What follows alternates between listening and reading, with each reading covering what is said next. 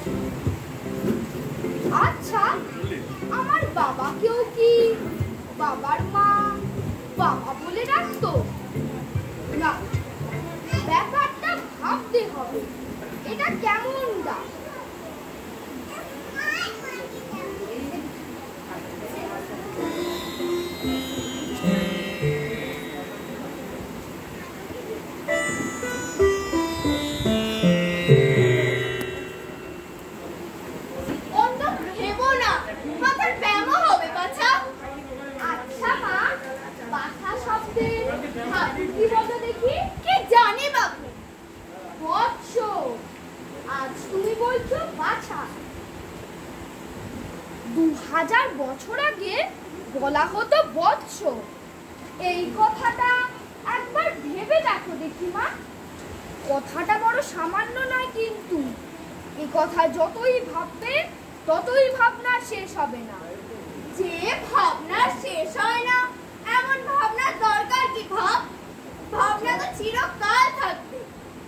রুটি যে আমসি হয়ে যায়, লক্ষ্মী আমার, এবার খেয়ে নেই। কি বললে মা? লক্ষ্মী? কি আশ্চর্য! এককালে লক্ষ্মী বলতে দেবী বিশেষকে বোঝাত। পরে লক্ষ্মীর গুণ অনুসারে সুশীলা স্ত্রী লোককে লক্ষ্মী বলত। কালক্রমে দেখো পুরুষের প্রতি লক্ষ্মী শব্দের প্রয়োগ হচ্ছে। লক্ষ্মী নারায়ণ, লক্ষ্মী রতন। একবার ভেবে দেখো মা, আস্তে আস্তে ভাষার কেমন পরিবর্তন হয়, ভাবলে আশ্চর্য হতে হবে।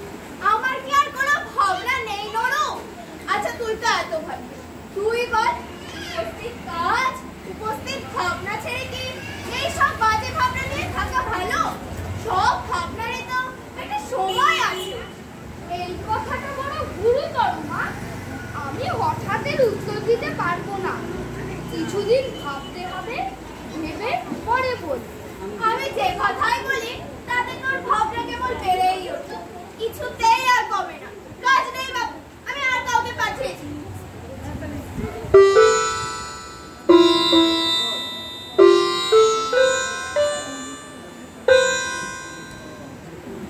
ছি নরু, তুই কি পাগল হলি? সুবনের মা তোর কাণ্ড দেখে হেসেই কুরুক্ষেত্র আমাদের রাজ্য গৌরবের শ্মশান ক্ষেত্র। জানো মাসি, কত কথা মনে পড়ে। ধৃতরাষ্ট্র, পাণ্ডু, দ্রৌপদী, গান্ধারী, কুন্তী, মাদ্রি, 18 দিন ধরে কুরুক্ষেত্রের যুদ্ধ। ভীষ্ম, কর্ণ, যুধিষ্ঠির, অর্জুন, কত কত ভাবনায় জেগে ওঠে। আর বলো কি মাসি, সেই কুরুক্ষেত্র? তার যে বলো না কেন, কেড়ে কুরুক্ষেত্র। ও মা, এই যে কাঁদতে লাগলো, আমাদের কথা শুনলেই এর শোক উপস্থিত হয়। কাজ নেই বাবু, ওদিকে আমার ঢের কাজ করে আছে।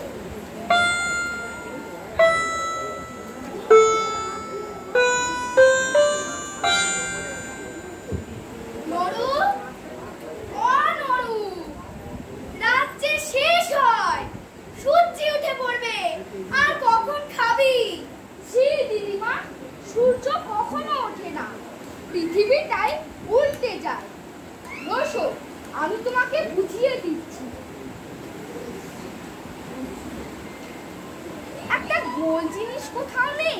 এই তোমার মাথা আছে, মুন্ডু আছে, কিন্তু মাথা যে বদ্ধ, মাথা যে ঘুরে না। তোমারই ঘরে না, তোমার ভাবনার জন্য সারা পাড়া শুধু লোকের মাথা ঘুরছে।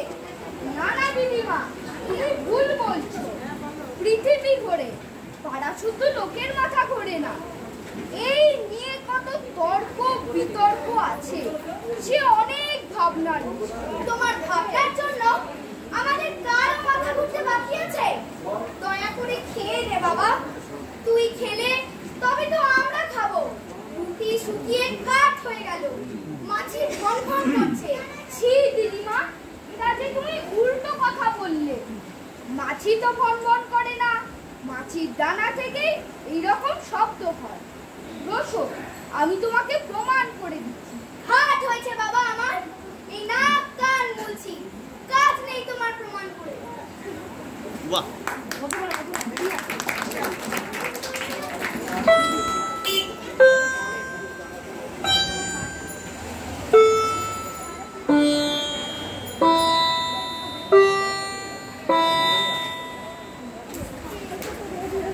জাদু, তোমার মামাকে দণ্ডবোধ করো। জি মা, ওকে ভুল শিখিও না। একটুখানি ভেবে দেখলে বুঝতে পারবে, ব্যাকরণ অনুসারে দণ্ডবোধ করা হতেই পারে না, দণ্ডবোধ হওয়া বলে। কেন বুঝতে পারছো না? কেননা দণ্ডবোধ মানে। থাক বাবা, আমাকে ওটার মানে আরেকটু পরে বুঝিয়ে দিলেই হবে। এখন তোমার ভাগ্নিটিকে একটু আদর করো দেখি। আদর করব? আচ্ছা এসো আদর করি। কিন্তু কি করে আদর করি? রসো, একটু ভাবি। আদর করবে, তাতেও ভাবতে হবে। ভাবতে হবে না মা, বলো কি? ছেলেবেলাকার আদরের উপর শিশুদের সমস্ত ভবিষ্যৎ নির্ভর করে। তা কি জানো? ছেলেবেলাকার এক একটা সামান্য ঘটনার ছায়া বৃহৎ আকার ধরে আমাদের সমস্ত জীবনকে আচ্ছন্ন করে রাখে। এটা যখন ভেবে দেখা যায়, তখন কি ছেলে মেয়েদের আদর করা একটা সামান্য কাজ বলে মনে করা যায়? এইটা একবার ভেবে দেখো দেখি মা। থাক বাবা, আমাকে এটার মানে পরে বুঝিয়ে দিলেই হবে। এখন তোমার ভাগ্নিটির সঙ্গে দুটো কথা কও দেখি। মা, ওদের সঙ্গে এমন কথা কওয়া উচিত যাতে ওদের আমোদ ও শিক্ষা দুই হয়। আচ্ছা জাদু, তোমার নামের সমাজ কি বলো দেখি? দেখো দেখি বাচ্চা, ওকে এইসব জিজ্ঞেস করো কেন? ও কি এসব জানে? মা, আমি ওকে এই বেলা থেকে অল্প অল্প মুখস্থ করিয়ে দেবো। কাজ নেই বাবু তোমার আদর করে। বাবা, আমার কাশি পাঠিয়ে দিন, আমার কাশি মাসি হওয়াই ভালো। এবার যাও না মা, তোমার ইচ্ছে হচ্ছে, আমি বাধা দেব। নৌরু আমার সব কথাতে ভেবে অস্থির হয়ে পড়ে। এটা নিয়ে তো বড় বেশি ভাবতে হলো না। তাহলে তো আমাকে মাসে মাসে কিছু টাকার বন্দোবস্ত করে দিতে হবে। সত্যি নাকি?